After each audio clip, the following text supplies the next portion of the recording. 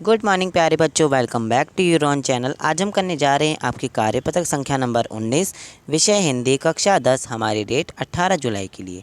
तो चलिए शुरू करते हैं। आज की वर्कशीट में हमें दिया गया है कि प्यारे बच्चों, पिछले दिनों हमने नेताजी का चश्मा पाठ का सामान्य परिचय देखा था, जिसमें हमने नेताजी के नारे और उनके नगर पंचायत के कार्यों की जानकारी देखी थी।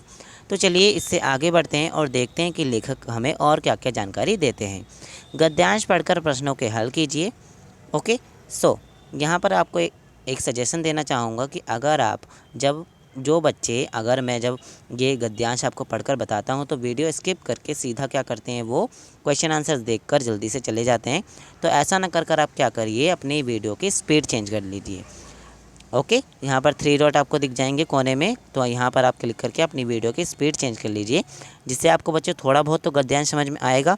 अगर आप स्किप करना चाहते हैं तो वो बेकार ऑप्शन है, ठीक है, वो गलत ऑप्शन है। आप क्या कर सकते हो, अपनी स्पीड बढ़ा सकते हो। उसके बाद जब हम प्रश्नोत्तर को हल करेंगे तो आप अपनी स्पीड को सही से नॉर्मल कर लीजिए। ओके, सो चलिए शुरू करते हैं आज के गद्यांश को। पूरी बात तो अब तक पता नहीं है, लेकिन लगता है कि देश के अच्छे मूर्तिकारों की जानकारी नहीं होने और अच्छी मूर्ति की लागत का अनुमान और उपलब्ध बजट के कहीं बहुत ज़्यादा होने के कारण काफ़ी समय उपापों और चिट्ठी पत्री में बर्बाद हुआ होगा, और बोर्ड की शासन अवधि समाप्त होने की घड़ियों में किसी स्थानीय कलाकार को ही अवसर देने का निर्णय किया होगा, और अंत में कस्बे के इकलौते ड्राइंग मास्टर, मान लीजिए कि मोतीलाल जी, है ना, को ही काम सौंप दिया गया होगा, जो पूरे महीने भर मूर्ति बनाकर पटक देने का विश्वास दिला रहे थे। ठीक है, इस तरीके से हम बोलते हैं ना, तो मेरे दाएं हाथ का खेल है। उसी तरीके का एक यहाँ पर सेंटेंस यानी कि वाक्य है कि अभी हम मूर्ति एक थोड़े दिनों में ही हम मूर्ति बनाकर पटक देंगे, यानी कि जल्दी से बना देंगे।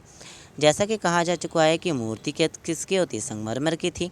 ओके, तो टोपी की नोक से कोट की दूसरी बटन तक कोई 2 फुट का ऊंची रही होगी, जिसे हम क्या कहते हैं, जिसे हम बस्ट कहते हैं।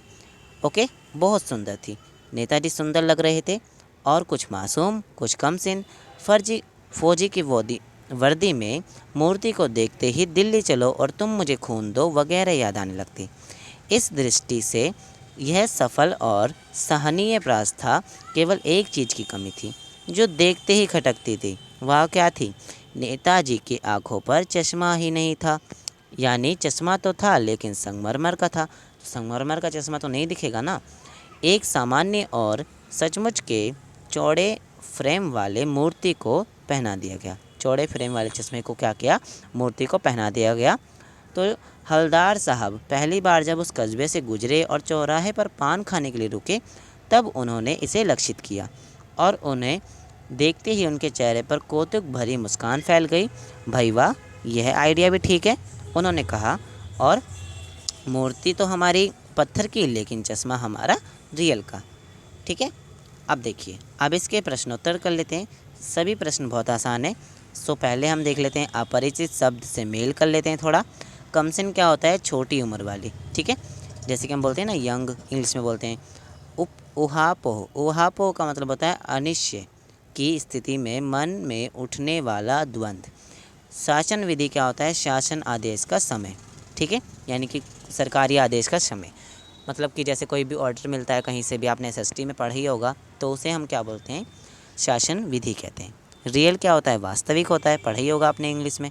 ठीक है, आइडिया भी आपको पता ही होगा, विचार। आइडिया को हिंदी में विचार कहते हैं, इंग्लिश में हम आइडिया कहते हैं। लेकिन बोलने में आइडिया सबसे सही है, विचार बोलेंगे तो उतना सही नहीं लगेगा। तो ये भाषा का तालमेल में आपको यहाँ पे क्वेश्चन दिया गया है, जिसे हम करने वाले हैं। तो चलिए प्रश्नोत्तर को करते हैं। चलो बताओ बच्चों, नेताजी की मूर्ति बनने में देरी के क्या कारण रहे होंगे? आपको बताना है।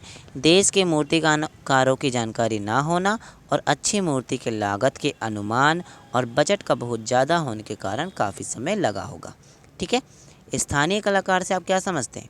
जो किसी स्थान के प्रसिद्ध या विशेष कलाकार होता है, जिसे विशेष रूप से कोई काम सौंपा जाता है, उसे हम स्थानीय कलाकार बोलते हैं।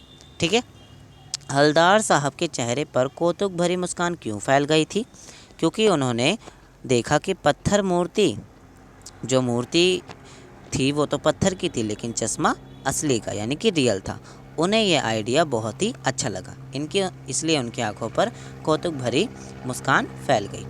ठीक है, फिर देखिए, भाई वाह, ये तो हमारा चौथा प्रश्न दिया गया है, भाई वाह, यह आइडिया भी ठीक है। इस वाक्य को ध्यान में रखते हुए बताना है कि एक भाषा में जब दूसरी भाषा का प्रयोग होता है तो क्या लाभ होता है। यानी कि आइडिया क्या है, हमारा इंग्लिश का वर्ड है, यानी कि आइडिया जो हमारा होता है, आइडिया, वो इंग्लिश की प्रोनाउंसिएशन हम हिंदी के साथ कर रहे हैं। तो इस तरीके से हमें क्या लाभ होता है। तो देखिए, किसी भी भाषा को दूसरी भाषा में प्रयोग करने से वाक्य का भाव बदल जाता है। ठीक है, भाव भी बदल जाता है, जिसका अर्थ क्या है सही से हमें पता चलता है। अब यहाँ पर बोलते यह विचार भी ठीक है, तो ये बहुत बोरिंग सा लगता है। बट हम जब बोलेंगे कि यह आइडिया भी ठीक है, यह आइडिया भी ठीक है, तो क्या होगा, ये थोड़ा सही लगेगा। तो इसलिए हम इस तरीके से भाषा को एक में प्रयोग करके दूसरे में प्रयोग करके हम अब उसे प्रयोग में लाते हैं। ठीक है, ओके। सो थोड़ा बहुत मैं अटक गया, उसके लिए सॉरी। अब चलते हैं अपने 5वें प्रश्न पे। किसी स्थानीय कलाकार को अवसर देने के लिए निर्णय किया होगा। ये आपका सेंटेंस दिया गया है, यानी कि वाक्य दिया गया है। इस वाक्य में निपट शब्द क्या होते हैं वो सुन लो पहले।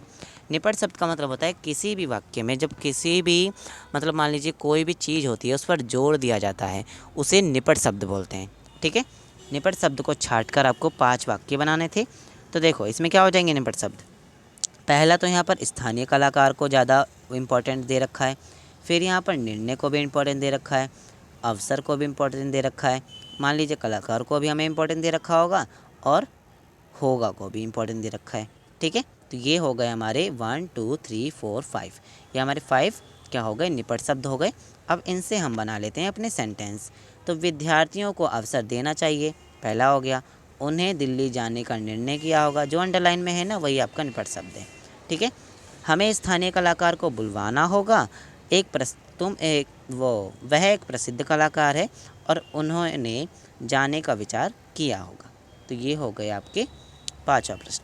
अब चलते हैं गतिविधि पर। गतिविधि दी है कि नेताजी का नाम या मूर्ति को देखकर आपके मन में जैसी छवि दिखती है उसका वर्णन करना है। तो मेरे मन में तो कोई छवि नहीं दिखती, अगर आपके मन में दिखती हो तो वो भी लिख सकते हो। और साथ ही साथ मैंने लिख भी दिया है यहाँ पर कि मुझे नेताजी के वे नारे याद आते हैं जो लोगों में उत्साह भर देते थे, जैसे कि दिल्ली चलो, तुम मुझे खून दो, ये सारे। और मुझे एक ना पोस्टर की तस्वीर दिखती थी जो मुझे आज भी याद है। ओके, तो ये हो गई हमारी गतिविधि। सो बच्चों, हमारी आज की वर्कशीट होती है कंप्लीट। आई होप आपको ये वर्कशीट अच्छे से समझ में आई होगी। एंड अगर आप हमारे चैनल पर नए हैं तो हमारे चैनल को सब्सक्राइब करके साइड वाले बेल आइकन को जरूर प्रेस करना, ताकि आपको आपकी वर्कशीट सॉल्यूशन की वीडियो का नोटिफिकेशन टाइम टू टाइम मिलता रहे। मैं अमित आपसे मिलता हूँ एक और नई वर्कशीट में। तब तक के लिए chill then, take care and bye bye.